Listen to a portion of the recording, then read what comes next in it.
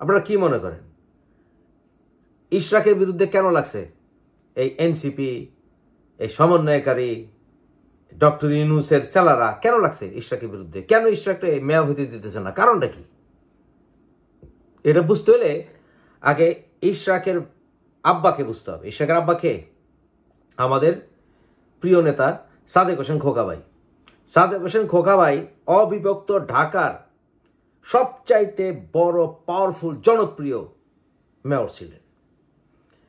এই সাদেক হোসেন খোকা ভাই উনি এমন এক সময় মেয়রের দায়িত্ব পালন করছেন যখন আওয়ামী লীগ ক্ষমতায়, আর আওয়ামী লীগ ক্ষমতা থাকা অবস্থায় ওনার এই হেডম ছিল যে উনি বাংলাদেশের জাতীয় স্বার্থে মেয়রের পদ থেকে রিজাইন করছেন। তখন দেখছেন যে বাংলাদেশে এই মেয়রের রাজনীতি নিয়ে 2 নম্বরই চলবো, ঢাকাকে 2 ভাগ করবো, মেয়রের রাজনীতি নিয়ে ফাইজলামি করব।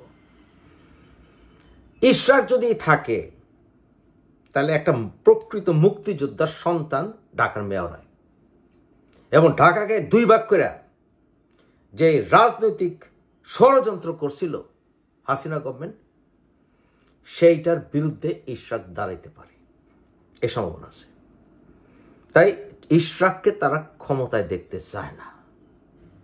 ইশরাকের জনপ্রিয়তা এমন যে ইশরাকের জনপ্রিয়তারে ঠেকাই তুলে যে সকল অস্ত্র দরকার একটাও নাই। ইশরাকের বাপ পর্যন্ত ঢাকায় জন্ম নিয়েছে, খোকাবাই ঢাকায় জন্ম হয়েছে, ইশরাক ঢাকায় জন্ম হয়েছে।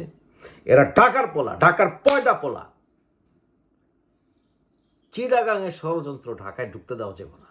এই যে চিটাগাঙ্গায় ইজম চলতেছে না, ডক্টর ইউনূসের এক আমলে চিটাগাংয়ের ইজম, এই চিটাগাঙ্গা ইজম, সিলেটি ইজম, নোয়াখাইল্লা ইজম, কোন ঢাকার বাইরের ডিস্ট্রিক্টে ইজম ইশরাক চলাতে দিব না।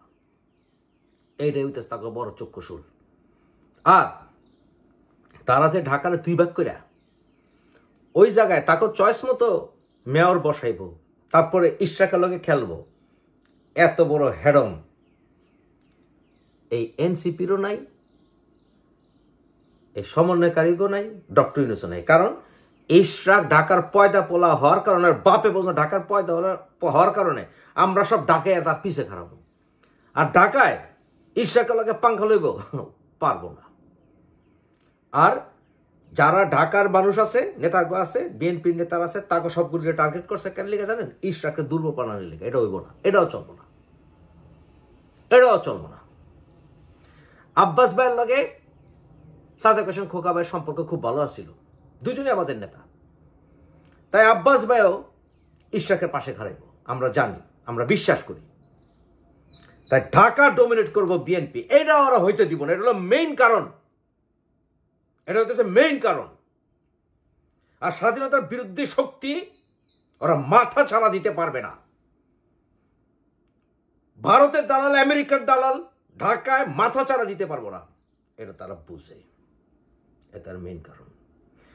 আরে আদালতের রায় পেয়েও বইতে পারতেছে না অফিসে, তাহলে এই সরকারের অধীনে নির্বাচন সুষ্ঠু তন্ত্রের কথা, নির্বাচনে জিতলো বিএনপি ক্ষমতায় বইতে পারবো কিনা বা বইতে দিব কিনা ওরা সেটা ভাবতে দিব। তাই ডক্টর ইউনূসের পদত্যাগ ফরজে আইন।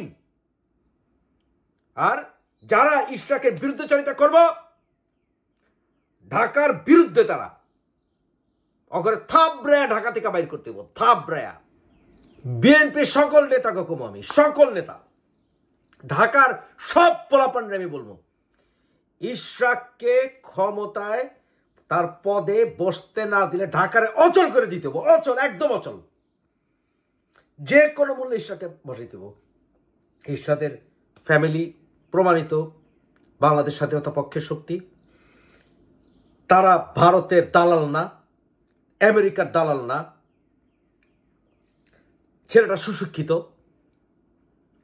এবং সাদেক হোসেন খোকার রক্ত তার ভিতরে আছে। সবকিছু মিলায়া সে প্রমাণ করছে যে ঢাকার মেয়র হওয়ার যোগ্যতা সে রাখে।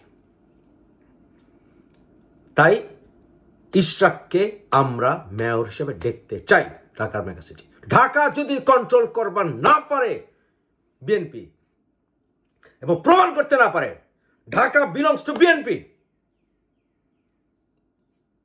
তাইলে বাংলাদেশের স্বাধীনতা সার্বভৌমত্ব রক্ষা হবে না।